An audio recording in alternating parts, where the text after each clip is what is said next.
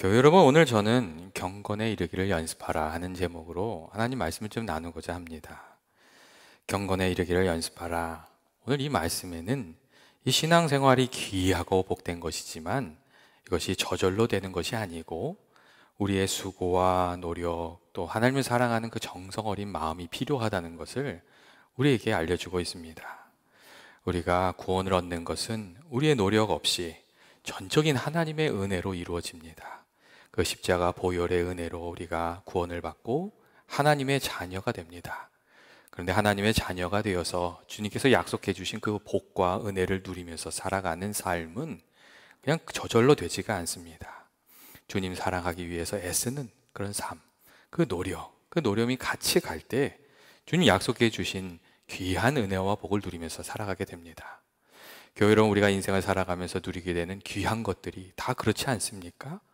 그 안에 우리의 수고와 노력이 담길 때 그것이 우리에게 정말 귀한 것이 됩니다. 이 귀하고 좋은 일들 중에는 저절로 되는 일들이 없습니다. 언제나 그 뒤에는 숨겨진 노력이 있고 정성이 있고 그 마음이 있습니다. 1800년경에 일본의 호쿠사이라는 아주 훌륭한 화가가 살고 있었습니다. 특별히 그는 목판에 그린 그림으로 사람들에게 이렇게 극찬을 받았는데, 어느 날 한 사람이 그에게 찾아와서 돈은 얼마든지 줄 테니까 숱하게 그림을 좀 그려달라고 그렇게 부탁을 했습니다. 이 부탁을 받고 호쿠사이는 그러겠다고 얘기를 했고, 처음에는 일주일 뒤에 오라고 이렇게 얘기를 했습니다. 그런데 일주일 뒤에 찾아오고 나니까 그 요청한 사람한테 2주 후에 다시 와달라고 그렇게 이야기를 했고, 또 다음번에 오니까 2달 뒤로 와달라고 얘기를 했고, 그 다음에는 반년을 미뤘습니다. 이렇게 자꾸 미루다 보니까 처음에 약속한 날부터 3년이란 시간이 지나가게 되었습니다. 그래서 그림을 부탁한 사람이 너무 화가 나서 이 호쿠사이에게 찾아와서 막 화를 내면서 더 이상 기다릴 수가 없다고 그렇게 이야기를 했습니다. 그러자 호쿠사이는 그 자리에서 즉시 그려주겠다고 얘기를 한 다음에 그 종이와 붓을 꺼내가지고 순식간에 그 숱하게 그림을 그려서 주었습니다. 그리고 그 그림은 그가 가졌던 명성만큼이나 아주 훌륭한 그림이었습니다. 그런데 그렇게 순식간에 그림을 그려내는 것을 보면서 이 그림을 부탁했던 사람이 더 화가 났습니다. 이렇게 잘 그릴 수 있으면서 몇 년이나 왜 시간을 끌은 것이냐고 막 화를 냈습니다. 그러자 호쿠사이가 당황해하면서 뭔가 오해가 있는 것 같다고 이렇게 얘기하면서 잠깐 나를 따라와 달라고 그렇게 얘기를 했습니다. 호쿠사이는 손님을 데리고 자신의 작업실로 들어갔고, 이 작업실에 들어갔을 때 작업실에는 벽마다 지난 3년간 수탉을 그린 연습 작품들이 빽빽하게 붙어 있었다고 합니다. 부탁받은 한 장의 그림을 그리기 위해서 3년이란 시간을 정성을 다해서 준비해 온 그 모습이 거기에 다 담겨 있었다고 합니다. 그것을 본 의뢰인은 더 이상 할 말이 없었고, 그 마음속에 있었던 분노는 사라지고 고개를 숙이고 돌아가게 되었다는 이야기였습니다. 한 장의 그림, 대충 그리면 그래도 될 줄 알았는데 사실 그렇지가 않았던 겁니다. 그리고 호쿠사이가 정말 좋은 화가였던 이유는 사실 그 겉으로 드러나는 것 뒤에 숨겨져 있는 그 많은 수고와 정성, 그 노력이 거기에 있었기 때문이었습니다. 교우 여러분, 우리들의 믿음의 삶도 그렇습니다. 그리스도인 된 우리들이 예수 믿는 사람답게 믿음 있는 사람들답게 이렇게 살아가려고 하면 매일매일의 그 신앙의 수고가 필요합니다.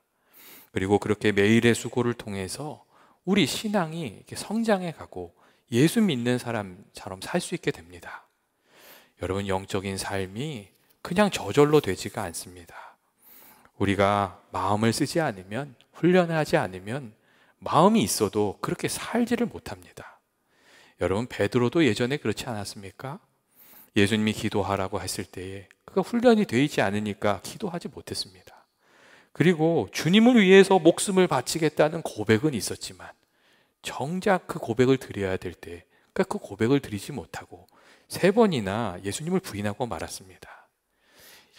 예수님의 말씀대로 마음은 원이었으나 그대로 살 수 있는 준비가 되어 있지 않았던 겁니다. 우리가 정말 믿음의 생활 잘 해가려면 어떻게 해야 됩니까? 우리가 믿음 생활 잘 해가려면 믿음 생활이 무엇인지를 먼저 확실하게 알아야 되고, 그리고 그것을 연습해 나가야 됩니다. 여러분, 믿음 생활이 무엇입니까? 먼저 우리가 믿음 생활을 잘 이해하려면 이 교회 생활과 믿음 생활을 좀 구분할 필요가 있습니다. 먼저 교회 생활은 어떤 거냐면 교회를 이렇게 다니다 보면 알게 되는 것, 그리고 교회에 익숙해지는 것을 말합니다. 교회에 다니다 보면 우리가 교회를 잘 알게 됩니다. 교회는 어디에 있는지, 교회가 언제 세워졌는지, 목사님은 어떤 사람인지, 장로님은 어떤 분들인지, 또 누가 어떤 사람인지, 이런 것들을 알게 됩니다. 예배 순서는 어떻고 그동안 교회에 어떤 일이 있었는지, 이런 것들을 잘 알게 됩니다. 이 사무실은 어디에 있는지, 물건은 어디 가서 찾아야 되는지, 이 속속들이 알게 되는 것, 이 교회 생활을 하게 되는 것, 잘 알게 되는 겁니다. 그런데 중요한 것은 이렇게 교회에 익숙해지는 것이 신앙생활의 성숙을 의미하는 것은 아니라는 겁니다. 때때로 안 믿는 사람이 그 교회 어떤 교회예요? 그러면 교회에 대한 이야기가 맞습니다. 그런데 믿음 생활은 어떤 것인지, 예수 안에 있는 소망은 무엇인지, 또 신앙생활 어떻게 하는 것인지 좀 가르쳐 달라고 하면 그것을 잘 이렇게 대답할 말이 부족한 경우가 종종 있습니다. 예, 교회 생활은 익숙한데 신앙생활은 그렇지가 않은 겁니다. 교회 여러분, 신앙생활은 그러면 어떤 것입니까? 신앙생활은 하나님을 믿는 믿음으로 살고 또 하나님을 경외하는 마음으로 살아가는 겁니다. 특별히 오늘 성경 말씀을 보시면 신앙생활을 경건이라는 단어로 이렇게 표현하고 있습니다. 이 경건이라는 단어는 헬라어 유세베이아라는 단어인데 여기에는 세 가지 의미가 있습니다. 그 첫 번째는 하나님을 두려워하는 마음, 그리고 또 하나님 앞에 마땅히 갖춰야 될 자세를 가지게 되는 것, 그런 의미가 있습니다. 둘째로 이 유세베이아라는 단어는 충성스러운 마음이라는 뜻도 있습니다. 그래서 이 단어는 때때로 왕에게 이 충성을 바칠 때 이 단어를 사용했습니다. 왕에게 충성을 바치면서 어떤 선물을 드리거나 이럴 때 이 유세베이아라는 단어가 사용되었습니다. 그러니까 신앙적인 차원에서 이 경건을 이 충성과 관련해서 생각해 본다면 하나님을 향해서 충성된 마음을 가지면서 살아가는 것, 그 말씀을 충성되이 지키면서 살아가는 것, 그게 경건이라고 이렇게 말씀드릴 수 있습니다. 그리고 셋째로 유세베이아라는 단어에는 인간이 가지는 미덕 중에 가장 높은 차원의 미덕을 표현하는 그런 의미, 그렇게 사용되는 단어였습니다. 한 사람의 인격을 이루는 여러 가지 덕들이 있지 않습니까? 인내도 있고 용기도 있고 사랑도 있고 너그러움도 있고, 이런 것들을 사람들이 살아가면서 이렇게 갖추어 갑니다. 이렇게 갖추어 가다가 가장 높은 차원의 덕을 이루었을 때 이 유세베이아라는 단어, 이 경건이라는 단어를 사용했다는 겁니다. 그러니까 이런 점들을 이렇게 다 이렇게 생각해 보면 이 경건의 사람이 된다는 것은 하나님을 믿고 늘 경외하는 마음으로 살고, 또 하나님 말씀에 충성되이 살고, 또 예수 그리스도를 닮은 높은 신앙의 인격을 추구해 가는 삶, 그것을 말한다고 말씀드릴 수가 있습니다. 하나님 경외하는 것, 또 말씀에 충성하면서 살아가는 것, 그리고 주님을 닮아가기 위해서 애쓰는 것, 그게 신앙생활이라는 겁니다. 그리고 오늘 말씀을 보시면 이 경건의 삶에 도달하기 위해서 자신을 연단하라고, 기도로 말씀으로 훈련하면서 살아가라고 그렇게 말씀해 주고 있습니다. 그래야 그리스도인들이 그리스도인 닮은 삶을 살아갈 수 있다고. 고난이 오던 역경이 찾아오던 그 고난과 역경을 이기면서 믿음을 이루면서 살아갈 수 있다고 그렇게 말씀해 주고 있습니다. 우리가 믿음의 사람으로 살아가려면 먼저 하나님을 정말 경외하면서 살아가는 그 훈련이 돼야 됩니다. 하나님 경외하면서 사는 것은 우리가 어디에 있든지 어떤 일을 당하든지 어떤 처지에 있든지 하나님을 가장 중히 여기고 그 뜻을 지키면서 살아가려고 애쓰는 겁니다. 나보다 하나님을 늘 높이면서 살고 세상의 어떤 것들보다 하나님을 중히 여기면서 살아가는 것, 그게 하나님을 경외하면서 살아가는 겁니다. 그리고 이 하나님 경외하면서 살아가는 마음을 갖추는 게 이 신앙생활의 토대입니다. 그리고 우리가 이 마음을 가지고 살아가면 우리가 우리들의 삶의 자리에서 하나님을 중히 여기고 하나님의 뜻을 높이면서 그래서 어떻게든 이루려고 하면서 살아가면 하나님께서도 우리를 또 중히 여겨주십니다. 여러분, 다니엘의 삶이 그렇지 않았습니까? 다니엘이 참 어려운 가운데서 그 하나님 섬기는 삶을 선택했습니다. 하나님 경외하는 것이 중요한지를 알고 우상에게 드려진 제물을 먹는 것을 거절했습니다. 그렇게 하나님 중요한지를 알고 하나님 경외하면서 살아가려고 하니까 이 정말 고난 가운데 어려운 가운데 있던 그 다니엘에게 하나님께서 하나님의 영을 부어주셨고 그 고난에서 건져주셨고 귀하게 사용하여 주셨습니다. 그 막힌 것 같은 인생의 길을 하나님이 열어주시면서 그를 인도해 주셨습니다. 다니엘의 인생 보면 정말 풍파가 많았습니다. 그가 살아가는 동안 정권이 3번이나 바뀌었습니다. 나라가 바뀌기도 했습니다.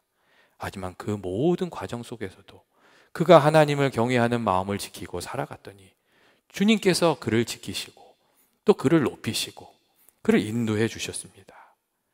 여러분, 우리들도 마찬가지입니다. 우리가 하나님을 중히 여기고 하나님 뜻 붙들고 살아가면 하나님께서 우리를 중히 여겨주시고 우리를 높여주십니다. 그런데 많은 이들이 하나님을 늘 높이면서 살지를 잘 못합니다. 이 개인주의가 만연한 사회에서 우리가 살아가다 보니까 이게 나를 높이는 것이 익숙하지 하나님을 높이는 일에 우리가 익숙하지 않기 때문입니다. 내 뜻을 앞세우면서 살아가는 것이 익숙하지 하나님의 뜻을 앞세우면서 살아가는 것이 익숙하지가 않은 겁니다. 그렇기 때문에 우리가 이 하나님을 경외하는 훈련이 좀 마음을 써서 하나님의 말씀을 지키면서 살아가려고 하는 그 훈련이 우리에게 필요합니다. 또한 우리에게는 이 말씀에 우리들의 삶을 맞추면서 그 말씀대로 살아가는 그런 훈련도 좀 필요합니다.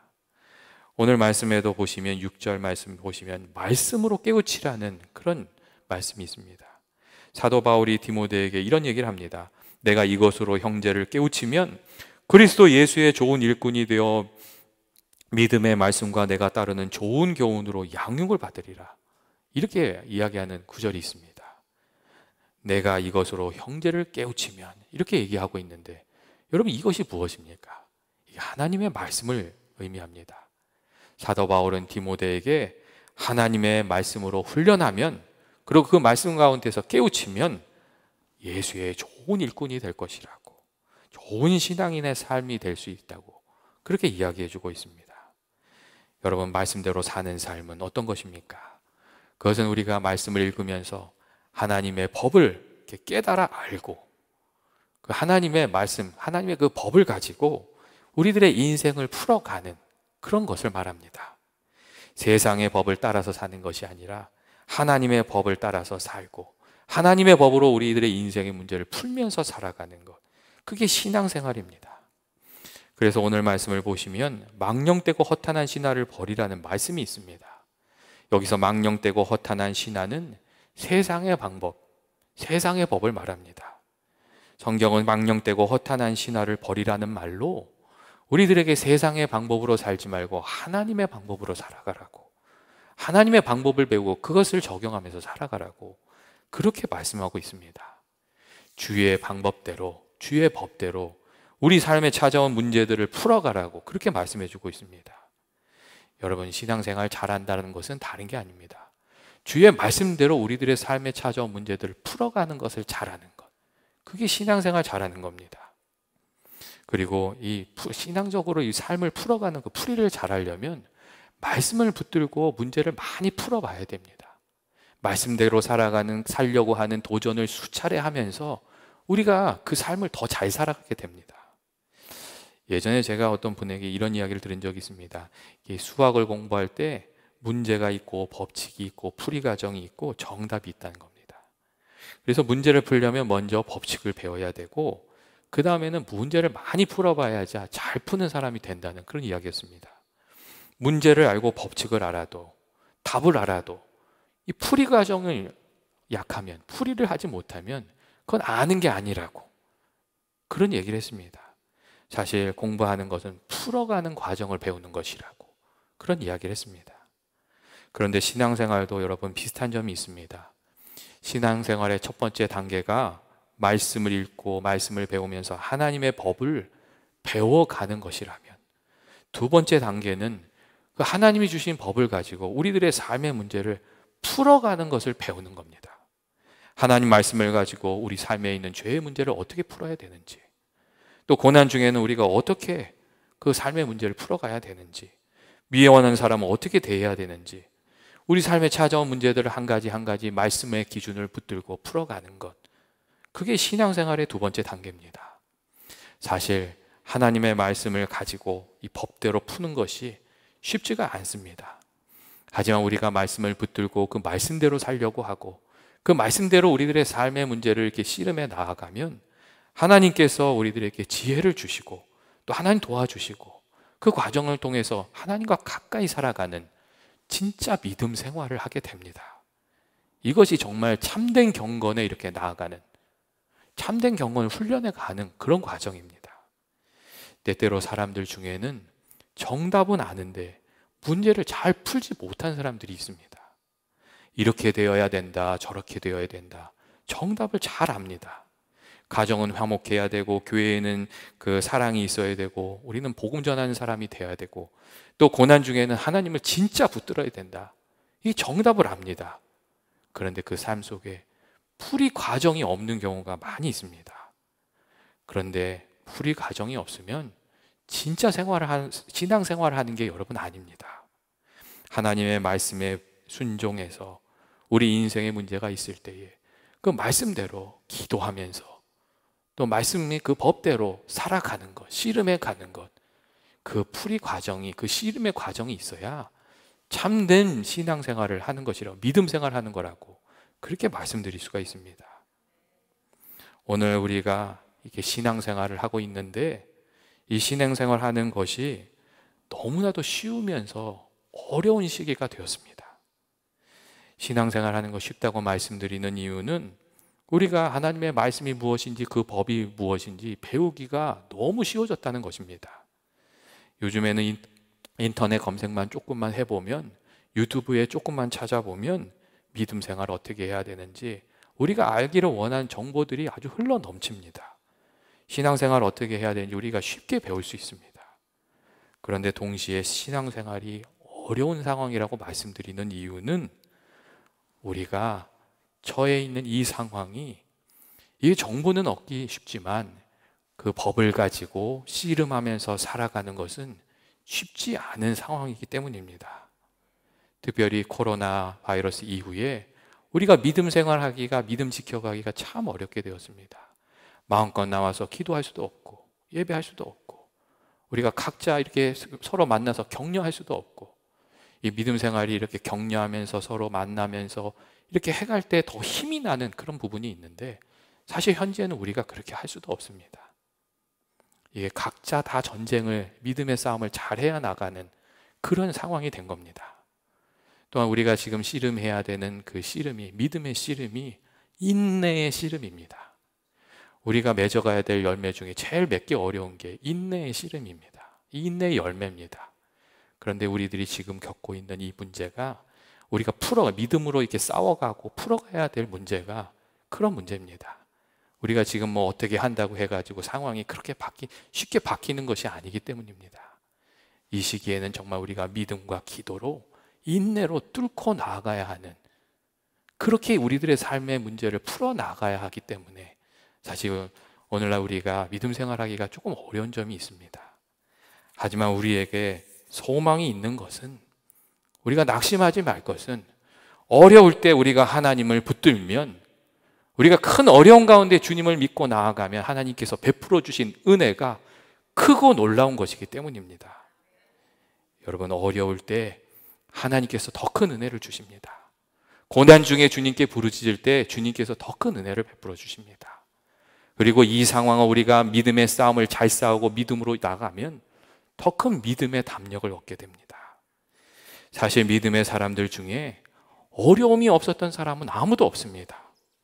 요셉도, 다윗도, 다니엘도, 모세도 다 큰 어려움 가운데 주님을 경외하는 마음으로 주님을 붙들었던 사람들이고, 하나님의 법을 가지고 그 하나님 경외하는 마음을 지키려고 싸워 나갔던 사람들, 기도로 말씀으로 나아갔던 사람들, 그들이 믿음의 사람들이었습니다.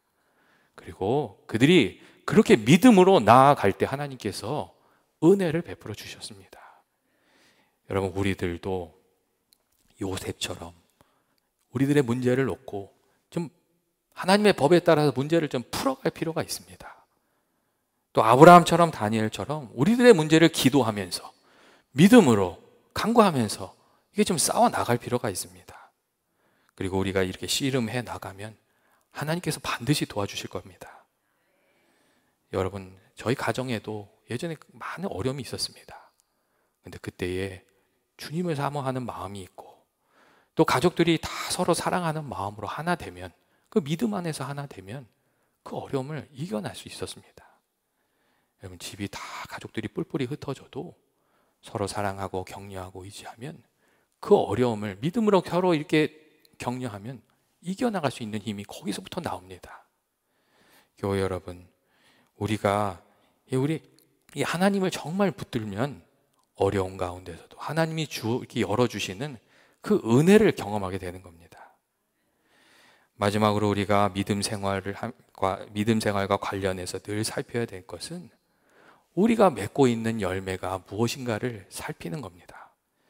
여러분, 우리가 맺고 있는 열매를 좀 살피면서 믿음 생활할 필요가 있습니다. 그리고 이 경건의 삶을 해나갈 필요가 있습니다. 문제를 실컷 풀었는데 이 답안지하고 딱 맞춰보니까 답이 틀리면 어떻게 됩니까? 그 문제를 다시 풀어야 되잖아요. 여러분, 믿음 생활도 마찬가지입니다. 우리가 맺어야 될 열매를 살펴보고 그것이 하나님 기뻐하시지 않는 열매면, 하나님 말씀하시는 열매가 아니면 우리 자신을 돌아보고 잘못된 것을 고치고 그 믿음 생활을 다시금 해가야 됩니다. 그렇게 하나님이 기뻐하시는 열매를 맺어가야 됩니다. 그게 신앙생활 잘하는 겁니다. 우리가 맺어야 할 열매가 여러분 무엇입니까? 그것은 하나님을 사랑하고 이웃을 사랑하는 그 사랑의 사람이 되는 것이고 사랑의 열매를 맺으면서 살아가는 것입니다. 여러분, 디모데전서 1장 5절 말씀을 보시면 이 교훈의 목적으로는 청결한 마음과 선한 양심과 거짓이 없는 믿음에서 나오는 사랑이라고 했습니다.